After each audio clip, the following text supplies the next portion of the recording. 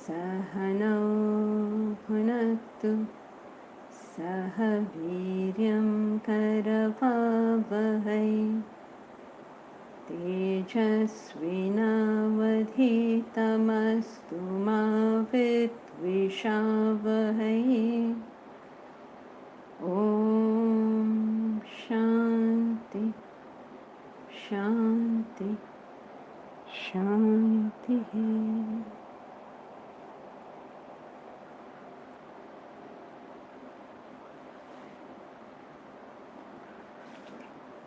So we are doing chapter 7 of the Bhagavad Gita.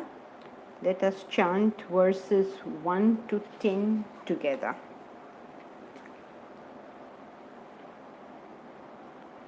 Shri Bhagavanuvacha Maya Saktamana Partha Yogam Yunjanmadashrayah Asamshayam Samagram Mam Yatha Nyasyasi Tachrunu Jnanam Teham Savijnanam Idam Vakshamya Sheshataha Yajñatva Neha Bhuyonyat Jnatavyamavashishyate Manushyanam Sahasreshu Kakshchidyatati Siddhaye Yatatamapi Siddhanam Kakshchinmam Veti Tattvataha Bhumirapo Nalo Vayuhu Kham Mano Buddhirevacha Aham Kara iti yam me Bhinna Prakrutirashtadha Apareyamitastvanyam Prakrutim Vidhi me param Jiva Bhutam Mahabaho Yayedam Dharyate Jagat Etadyonini Bhutani Sarvani Tyupadharaya Aham Krutsnasya Jagataha Prabhava Pralayasthatha Matta Parataram Nanyat Kinchidasti Dhananjaya Mai Sarvamidam Protam Sutre Manigana iva Rasohamapsu Kaunteya Prabhasmi Shashi Suryayoho Pranava Sarva Vedeshu Shabdakhe Paurusham Drushu Punyo Gandha Pruthivyam Cha Tejaschasmi Vibhavasau Jivanam Sarvabhuteshu Tapaschasmi Tapasvishu Bijam Mam Sarvabhutanam Vidhi Partha Sanatanam Buddhir Buddhimatamasmi Tejas Tejasvinamaham.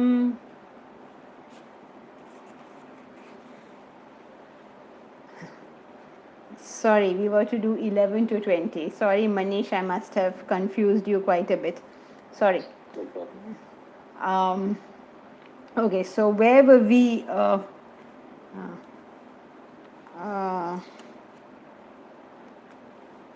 Do you have a question, Deepa?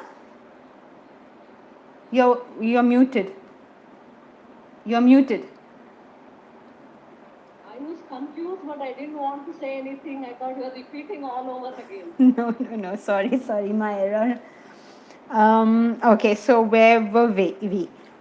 Anybody has any questions before I summarize and start? Ayush or Sejal, right?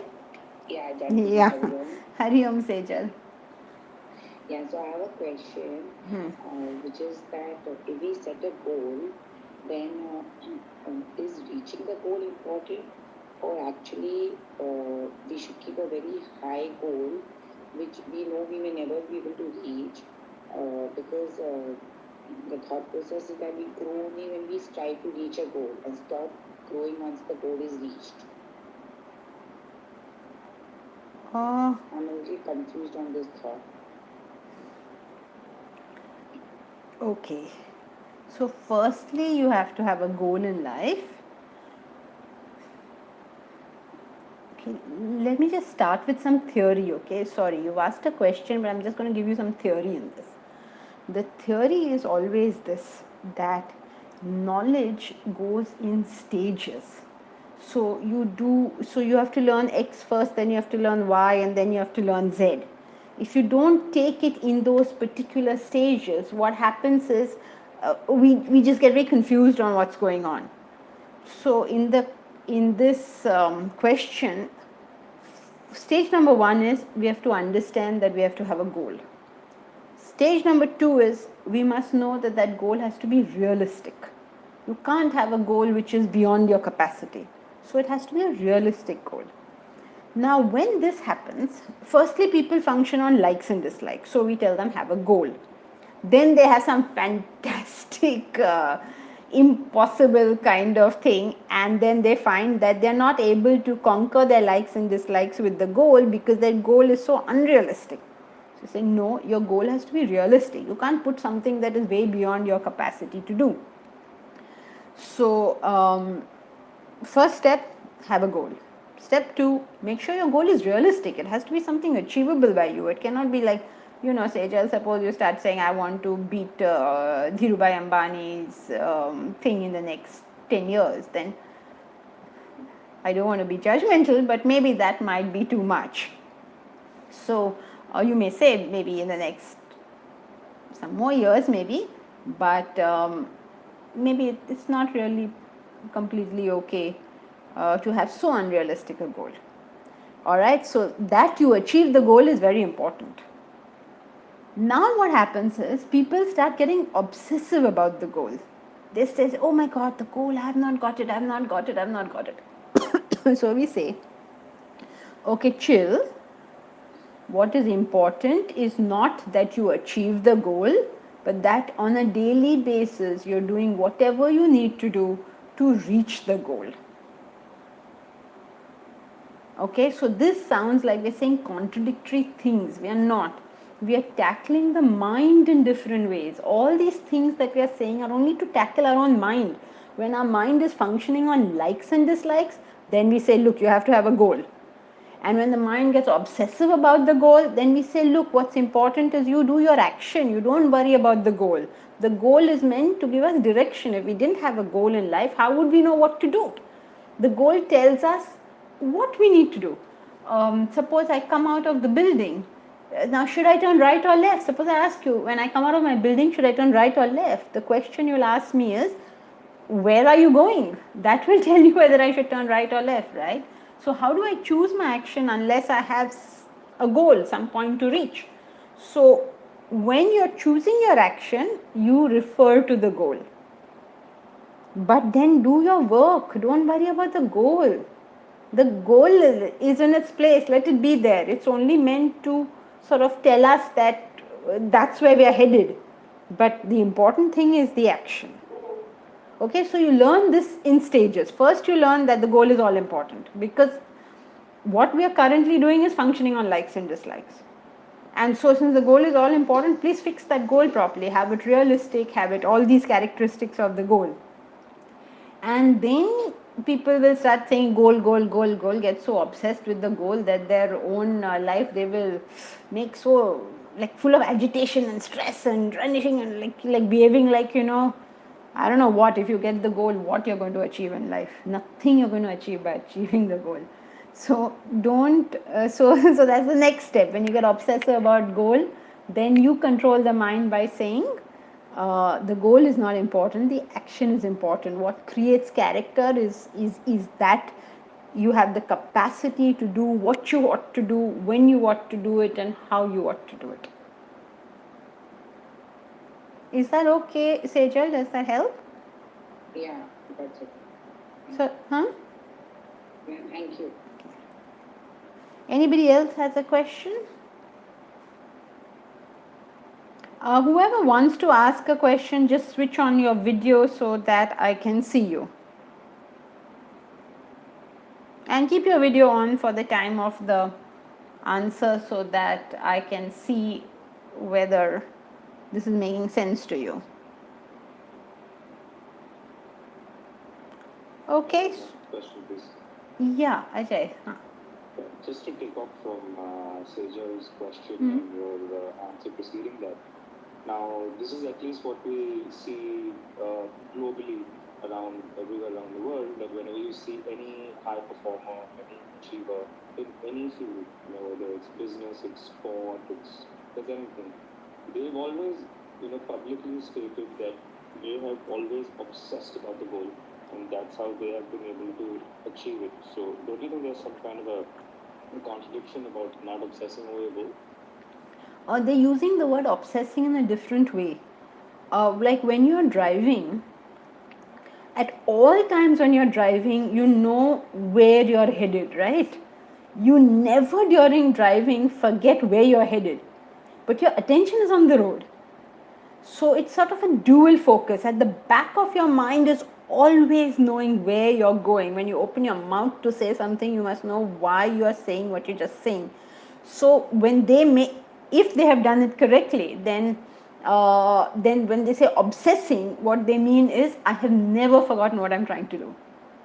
It doesn't mean obsessing in the sense that in Vedanta we use it. In Vedanta we use it means your mind is going berserk about it. When the mind goes berserk about something, you can't perform. Okay? Thank you.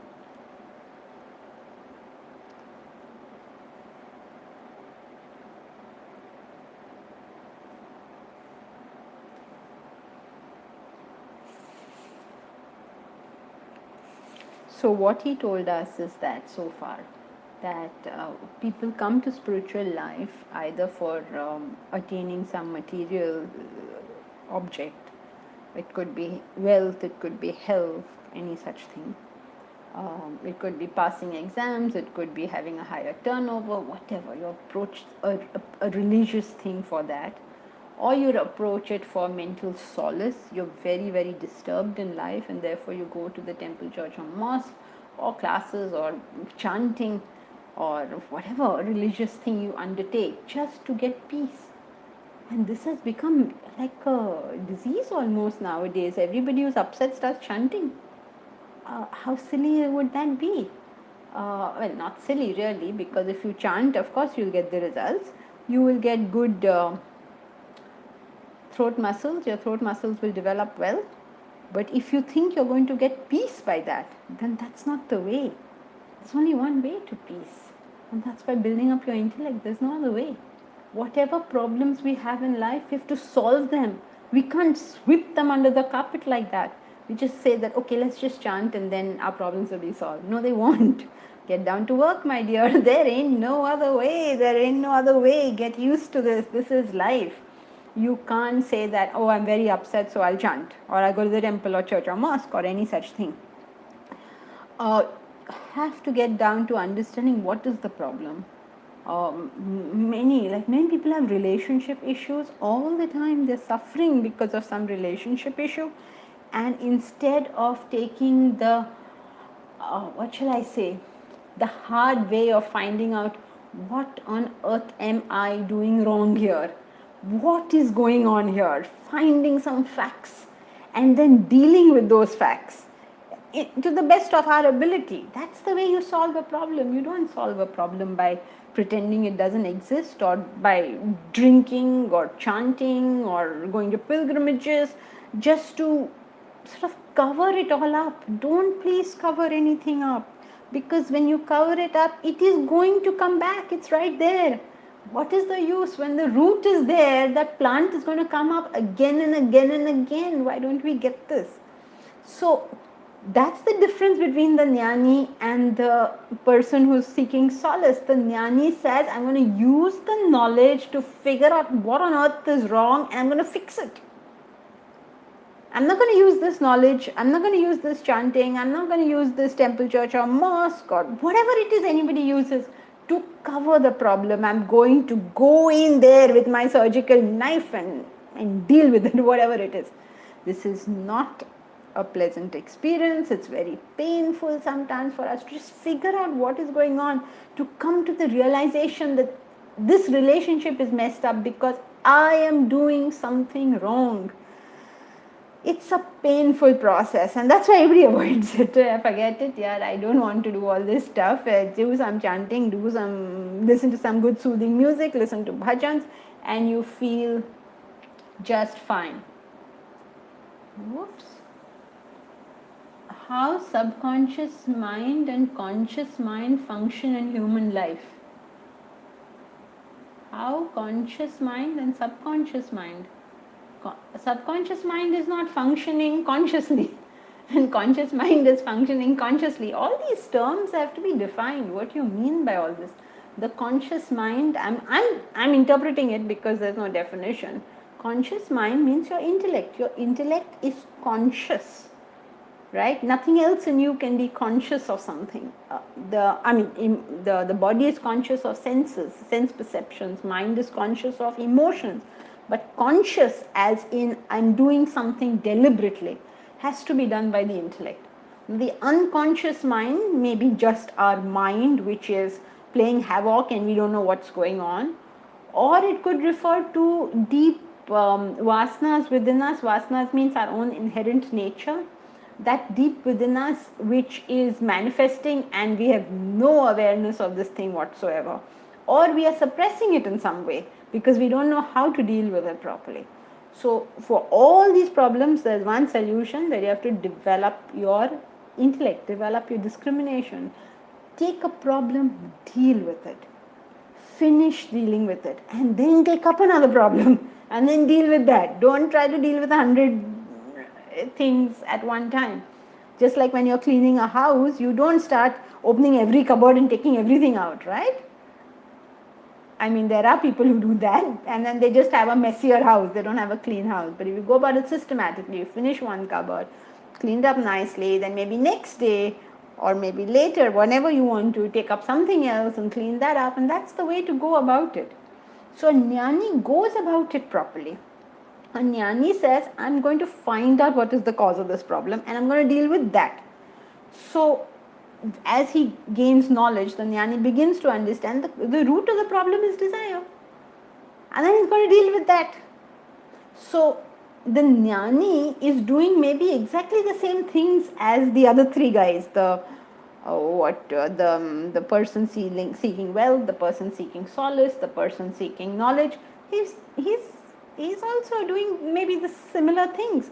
But his purpose is different. His purpose is to solve the problem once and for all, not to cover the problem. We can't use God like a security blanket. Anything goes wrong and then God is there to take care. No, he's not. What has he given you an intellect for? Why is he supposed to take care of everything? We have that same attitude, even in our country we have that attitude. There's a problem, then Prime Minister should take care. But why don't you take care? Why Prime Minister has to take care? The Chief Minister has to take care. Municipality has to take care. What care have we taken? What have we done? Oh, we can only criticize. People will go on saying that Modi did this wrong and did that wrong. Look, hindsight is 2020. That he did something itself is a great thing. Most others would have dithered and done nothing at all. And other countries where they didn't take immediate action, they faced a much higher. They paid a much higher price. So why are we all the time expecting somebody else to do something? That same attitude we have in the world, we bring to God. Now God is going to take care of all our problems. Why on earth should he? Can't we take care of our own problems? Like, why does the ruler of the universe have to come and participate in my petty little issues that I am having with my husband and my child and my maid and my grandmother? Can't I deal with this myself? Like, how silly would that be? So the jnani is a person who takes on to knowledge with an end in view.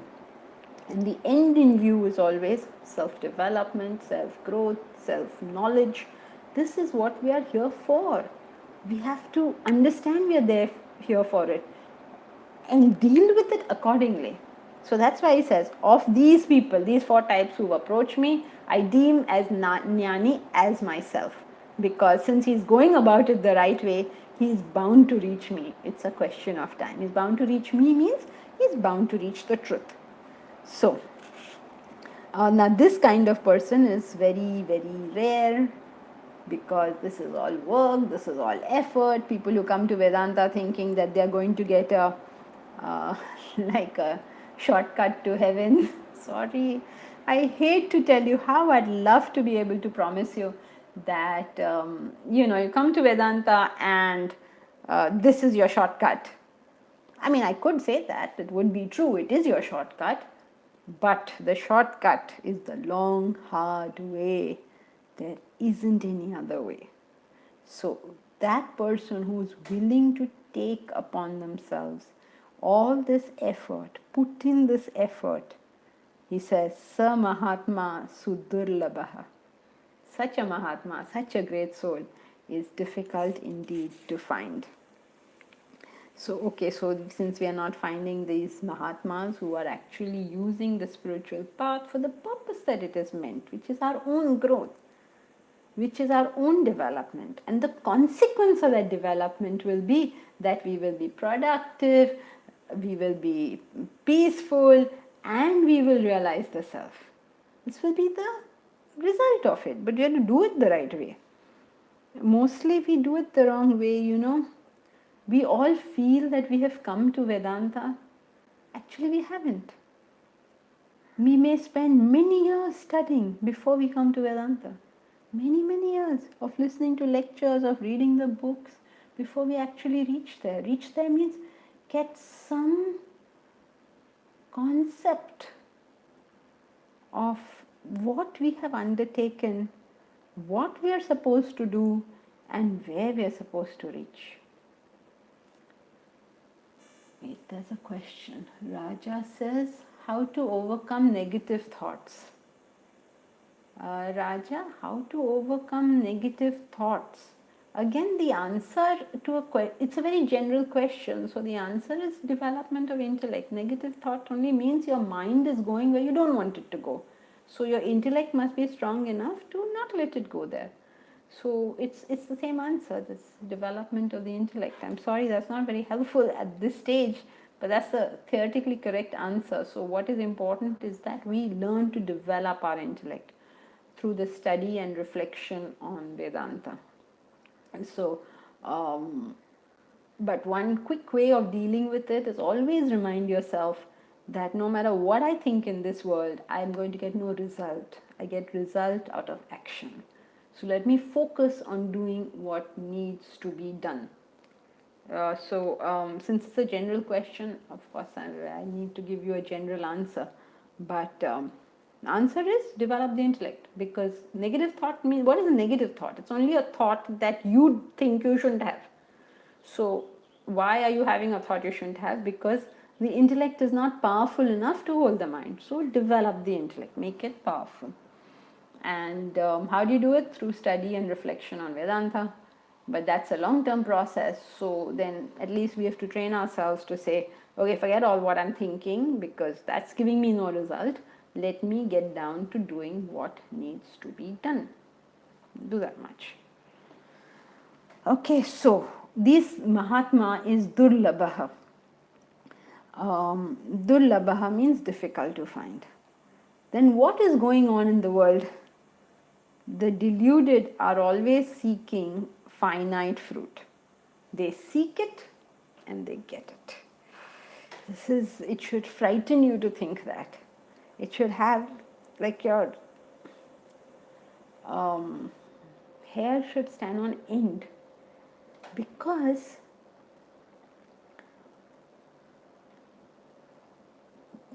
you know what that means? You seek something finite. Whatever you seek in life is what you get. But what you just got was something finite. Finite means infinite means it's going to end. So all that hard work you did to get something that you already know is going to go away. Sorry, there's another thing. Oops, how do these things go?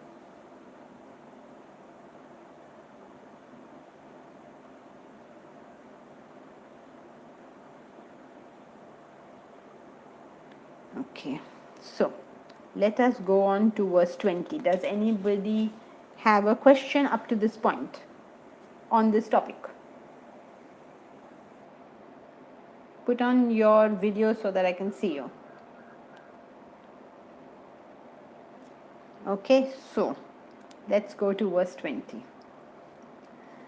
Kamaistaistairutagnyanaha prapadyantenyadevataha tam tam niyamamasthaya prakrutya niyata swaya kamaistaistairutagnyanaha prapadyantenyadevataha tam tam niyamamasthaya prakrutya niyata swaya. So the wise are constantly, you want something else in this world. Now there's a question I was reading here. Gita says, do you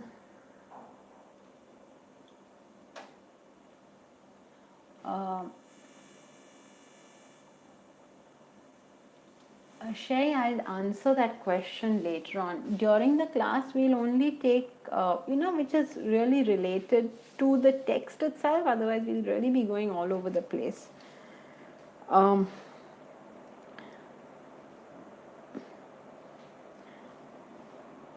Those deprived of wisdom means those not seeking self-realization. Approach other gods means they look for other goals in life through resorting to corresponding rites, means you do corresponding actions to get those things. You do appreciate that we are doing poetry, right? So you can't take things very literally. What they mean is they'll do the actions that are required to approach those goals. Now, what kind of actions will you do?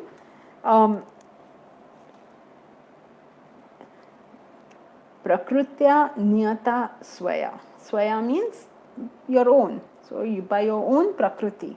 So suppose what?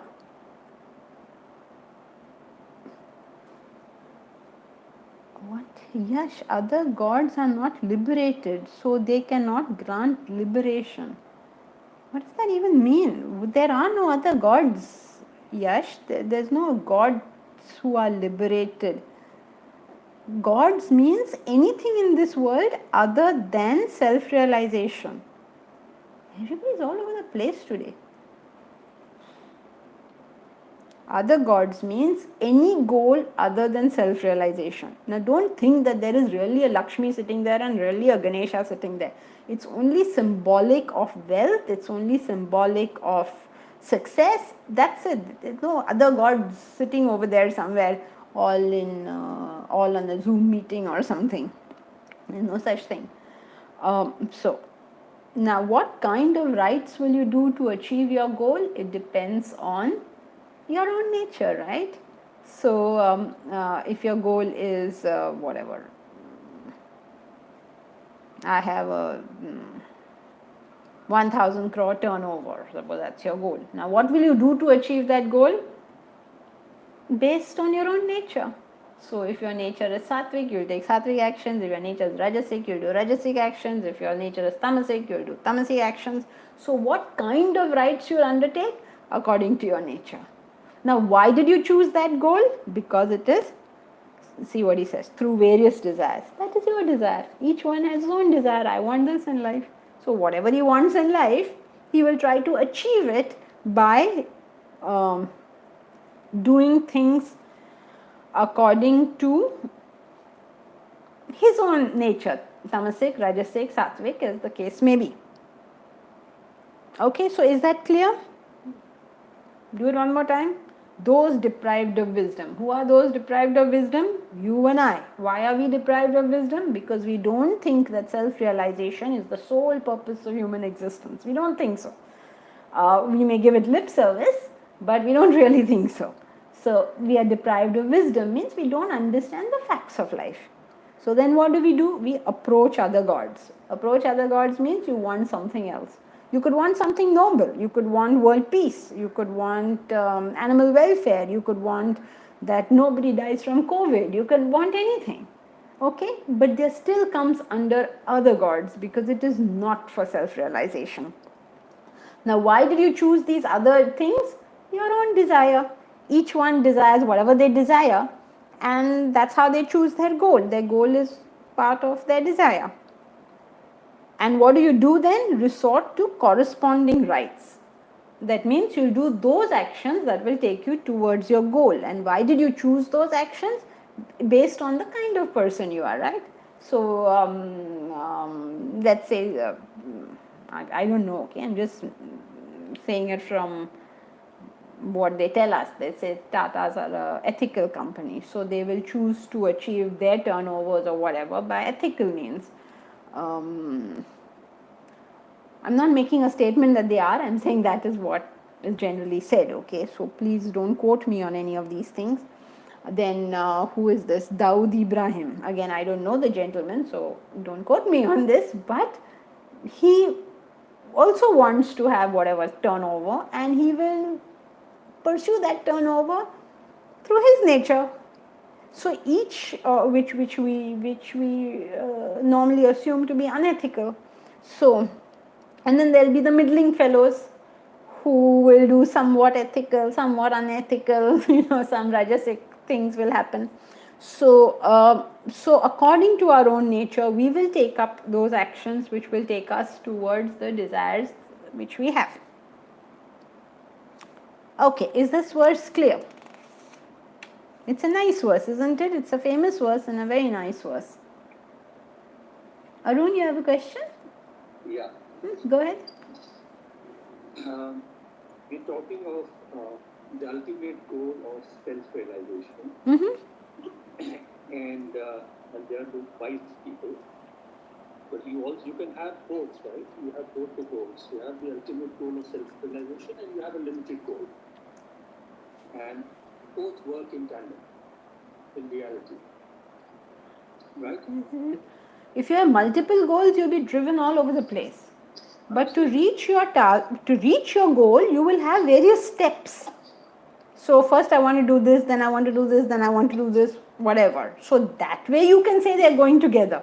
But your goal is that final thing only. Otherwise you can't have limited goals going in one direction and self-realization in another. So it has to, sorry? So they are not your goals, they are your targets. They are your steps on the way. Yes. So the goal is only one, which is the self-realization. To get to the goal, you have limited goals. You have limited goals, yes, to get there, correct. And you have to have a limited goal. You don't have to, but you could have, yes. Yeah, because it's too big. Right? Yeah, but now you're in a philosophical classroom. You can't make these assumptions. It's too big for whom? Suppose you... Hariam. Yeah, just switch on your video, whoever wants to ask a question, so I can see. Yeah, Shamji, boliye. When we talk self-realization, Hmm. it's very difficult to understand for the layman and even for us. But when we talk utmost happiness, which is also self-realization, then we know that all the time we are going for that. We do anything is for happiness. And if we are not satisfied, we do other things to gain happiness. Ultimately, our aim is utmost happiness, and that is self-realization, isn't it? Yes, so I think in this way is okay. I don't know what to say to that because it's difficult to conceive. No, difficult to conceive. Again, you're making the same error. We can't make these assumptions. What do you mean it's difficult? For some people it's difficult, for some people it's not. Whether it's difficult or not is a matter of personal level, right? So people may object to you and say, why are you saying it's difficult? It's not difficult for me. So difficult or not is not the question. The question is, can you call it can you call it the pursuit of happiness? Yes and no, because in the pursuit of happiness you could be doing anything, right? So and you, as you say, you won't get the happiness, but just because you're doing stupid actions for the sake of happiness doesn't mean your goal is enlightenment.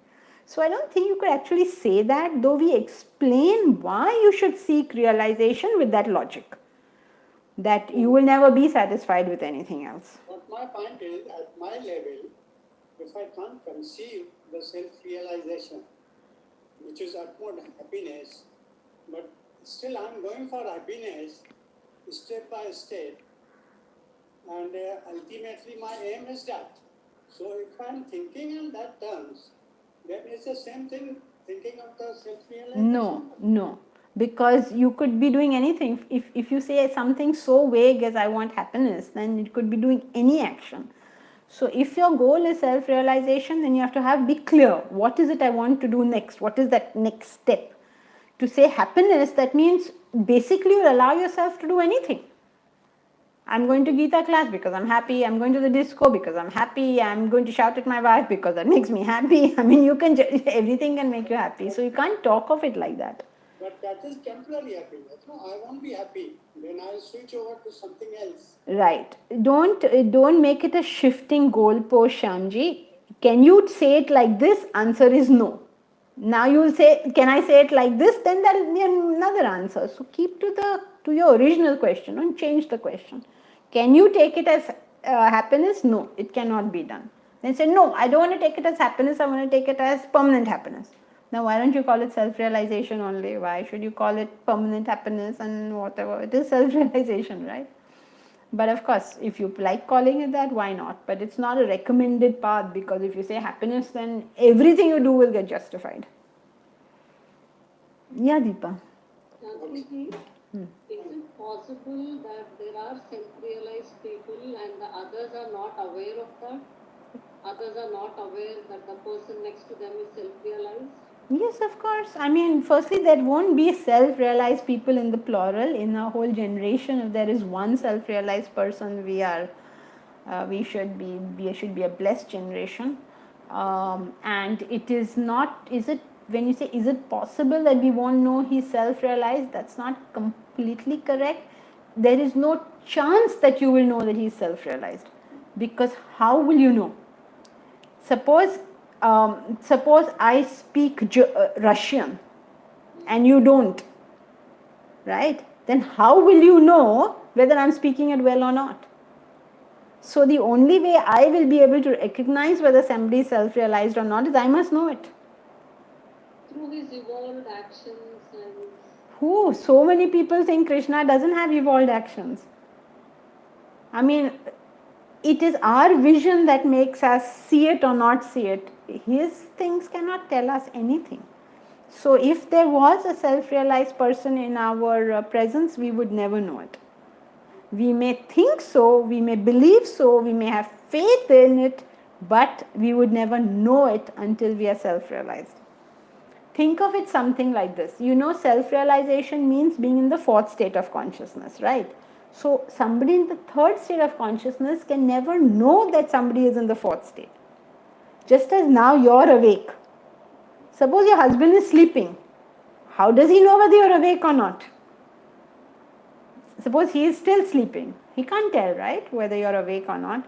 But when he wakes up, he knows he's awake, he knows you're awake. Right? So there's no communication between stages. Thank you. Somebody else had Bharat. Yeah, Aditi, 1 second. I just finish Bharat and come to you. Bharat is saying, so if one is stuck to a limited goal, be it unselfish, then it will be called as lacking wisdom. Yes, as far as this verse goes, it will be called lacking wisdom, but wisdom being a relative term, It is more wise than a person who is being selfish, but not as wise as a person who is seeking self-realization. So as far as this verse is concerned, yes, the answer to your question is yes, but you can't take it as general. Okay, thank you. Aditi?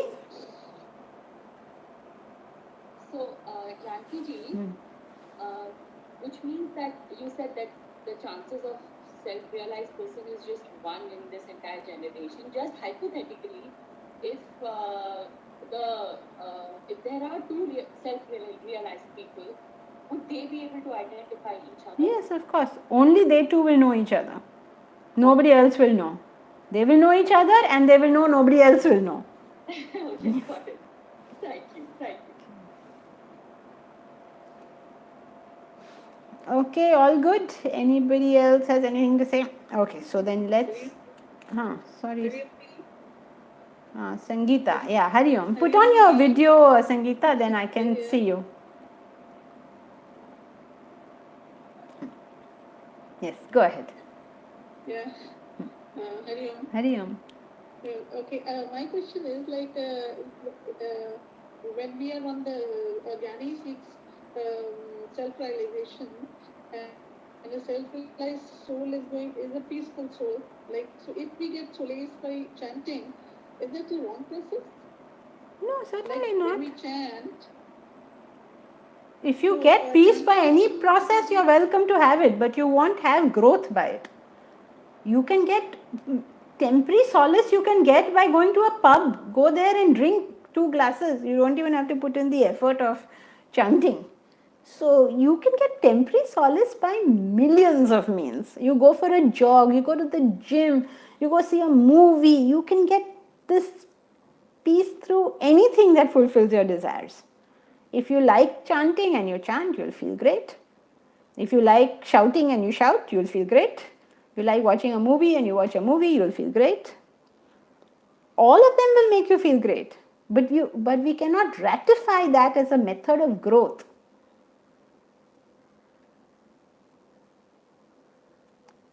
I can't hear you. I can see your mouth is... It will not help us move towards the self-realization goal? No. How? It will not help you means you must intend for it to do that. If you're chanting with the intention of making your goal stronger in your mind, or there's some connection you see between the goal and whatever you're doing, then maybe. But if you're doing it for emotional solace, then emotional solace can also take you to your goal. Let us say that I'm very disturbed today and I can't do my studies. So I say, okay, I can't study today, I'm too disturbed. So what shall I do? Okay, let me do chanting instead. So at least I'll cool off a bit and then I can do my studies. So you can convert anything into a path to the goal, and you can convert anything into a path away from the goal. So it is not those things by themselves, but what are you using them for that counts. Is that clear? You can use anything. You can use a fight that you had with your husband to take you closer to your goal, because it will help you find out what on earth did I do wrong. You can use your irritation with your maid to take you towards your goal. You can use the bliss of a good relationship to take you to the goal. You can use anything to take you to the goal, or you can use anything to take you away from the goal. So people are looking for solace for itself, are using it to take them away from the goal. Whatever you call self-realization, I call Krishna, and I am chanting to get closer to Krishna. So will that help? Yes, it will help. It will make you think of Krishna, yeah. But if you leave it at only chanting and do nothing else, then I don't know how it's going to take you there.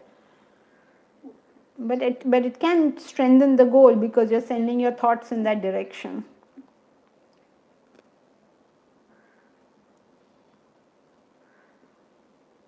Yeah, Deepa. Deepa, you're muted. You just said in many generations there can be one person who is evolved. and one side you're saying, don't say it's difficult. It may not be difficult for another person, it may be one step away. Aren't these two contradictory? No, not at all. How do we know that you today are not one step away from it? But Why should we make a rule that... generation there can be just one person, right? So how do you know you're not that one person? Okay. Yeah. Fine. Yeah, Sid. Sid, you're muted. You need to unmute yourself. Okay, so I had, can you hear me? Good. So my question was, what is the Vedantic way or path of reaching self-realization? What is the Vedantic way you're saying? You know, we should avoid this terminology of Vedantic way. It's either right or it's wrong. So we are not subscribing to any philosophy in its, what shall I say, in its broad sense. It's either right or wrong. So what is the path to self-realization? In Vedanta, it is called, okay, you can say that. In Vedanta, it is called Karma Yoga, Bhakti Yoga, Jnana Yoga. Basically, what this path is that we have, all of us have a whole bunch of desires. Now, self-realization means coming to zero desires. So you have to use, we all use our body, our mind, our intellect to achieve that. So with your body, how will you reduce desires?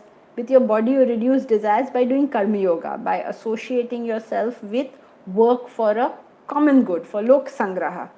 Okay, so you'll find every religion is going to tell you exactly the same thing. Nobody's going to tell you anything else.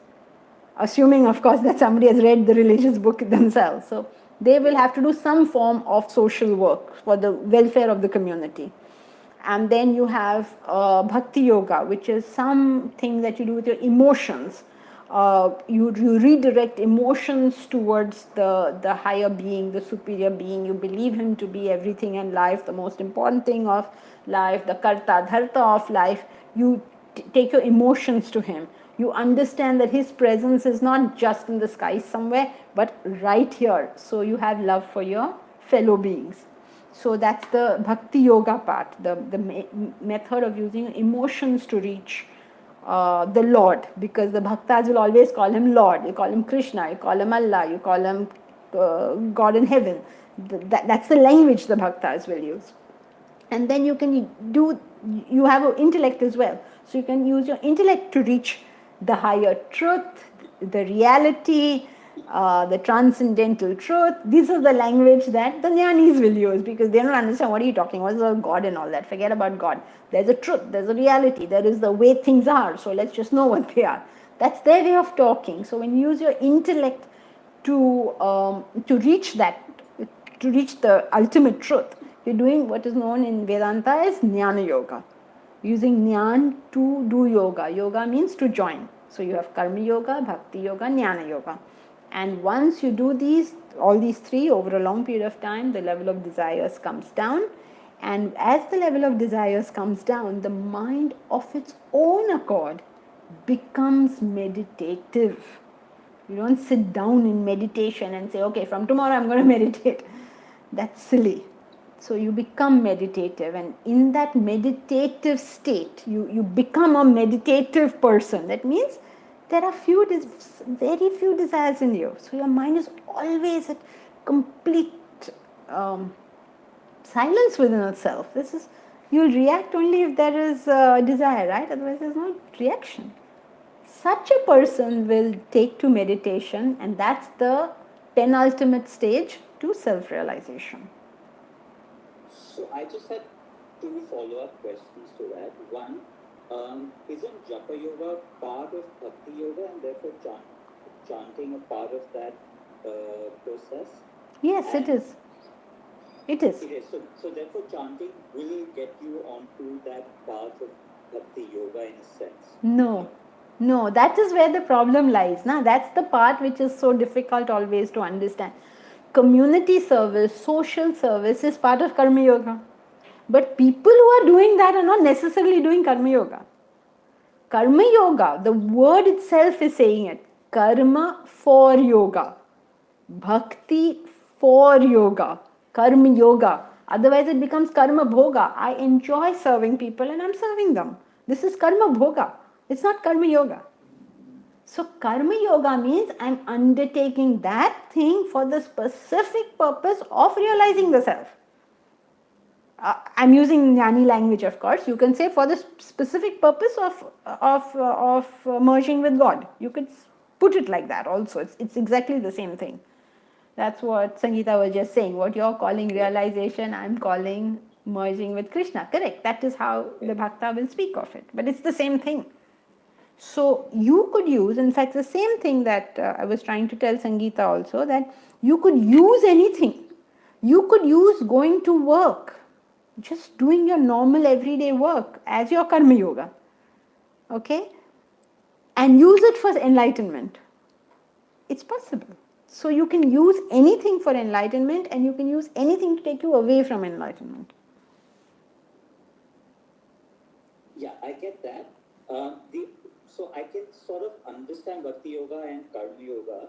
What I don't understand is the Jnana Yoga part.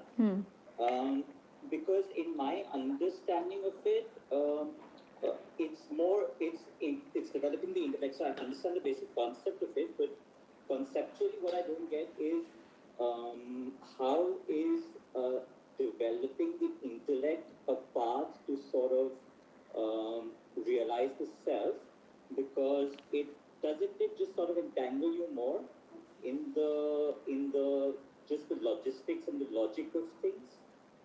No, when you get entangled, by definition, that's the mind. When you get into just the logic of things, in the way you're putting it now, that shows that you have got entangled. But intellect doesn't do that. The intellect is that objective portion in you which pulls you out of everything. So the intellect is able to, the definition that Shankaracharya has given of Jnana Yoga is Nitya Anitya Viveka Vicharam. That means Viveka, Vicharam is to think, Viveka is discrimination. So that thinking on the discrimination between what is Nitya Vastu and Anitya Vastu, what is permanent and what is passing. So constantly in your mind this is going on. Right? Constantly you're thinking about this, what is permanent, what is passing. Like in the class, you know what is permanent, what is passing. What is permanent is the knowledge, what is passing is the teacher. One day these classes may not be held, but this knowledge is going to ever be held, right? Well, if you have a fight with your brother, then the fight is impermanent, the brother is permanent relationship, right? So the jnani always thinks in terms of what is permanent, what is passing. And since he's constantly associating with permanent things, ultimately the only permanent thing is the ultimate truth. Understood. Okay. Understood. Thank you very much. Janki, 1 second. I'll just answer Rajesh's question. I'll come to you. Rajesh, do we practice Karma Yoga, Bhakti Yoga, Jnana Yoga based on our Swadharma? Yes, it is based on our Swadharma. I can't see you, Rajesh. I think I can only see the ceiling of your room. Or is there a hierarchy to follow? There is no hierarchy, it's on your Swadharma.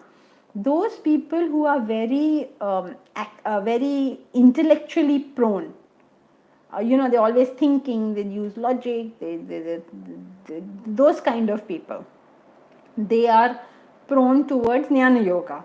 Those who are emotional all the time, every time they think in terms of their emotion, they are prone towards Bhakti Yoga. And those who have emotion and intellect working together, they are prone towards Karma Yoga. And actually every human being has to do all 3 yogas. How much of each is based upon their own nature, how much they are themselves doing of those things. Okay, Janki will take your question, last question, since we have crossed time. Go ahead. You're muted. Can you unmute yourself, please? Yeah. Hari Om, ma'am. Hari Om. Okay, we are talking about Jnana Yoga, and so far as I have read Bhagavad Gita for some time, I understand the Karma Yoga, Bhakti Yoga, Jnana Yoga, and we detach ourselves from the fruits of whatever we do. in Karma Yoga. Now, if I talk about Jnana Yoga, what I understand, am I right? Can you tell me? That, okay, if I know that I am not this body, mind, and the leg, and if I want to rise above it, and I want to meditate, difficult to keep the thoughts intact, to go to silence. But even if I make an attempt and I keep it as my goal of life, can I keep it as a goal? And can I say that I should walk towards this? Yeah, that's my question. Jnana Yoga. Okay, I understand the Karma Yoga and the Bhakti Yoga. Yeah. Jnana Yoga, if I say that, okay, I want to know, I am not this body and mind, then what am I? Who am I? Yeah, that is the path. That is not the goal. The goal is realization, right? So the path is to be able to make a distinction in ourselves as to what in me is the more permanent thing and what is the less permanent thing. So I can see my body is less permanent. I can myself see how many changes it has gone through. So comparatively, my emotions are more stable. One path of the goal. That's the path, PATH, path, not the goal. Goal is always enlightenment. But you cannot short circuit it and say, I'm not the body, mind, intellect, I'm the self. Exactly. We will not, I don't even understand how I'm not the body. And Right. So that attempt to understand, what do you mean I'm not the body? That is Jnana Yoga. But if you go on repeating it mechanically, it will become Japa Yoga. Okay. Okay, so we'll conclude for today. Hari Om. Hari Om. Hari Om. Hari Om. Hari Om. Hari Om. Hari Om. Hari Om Janki ji. Hari Om Aditi. Hari Om. Hari Om. Hari Om. Hari Om.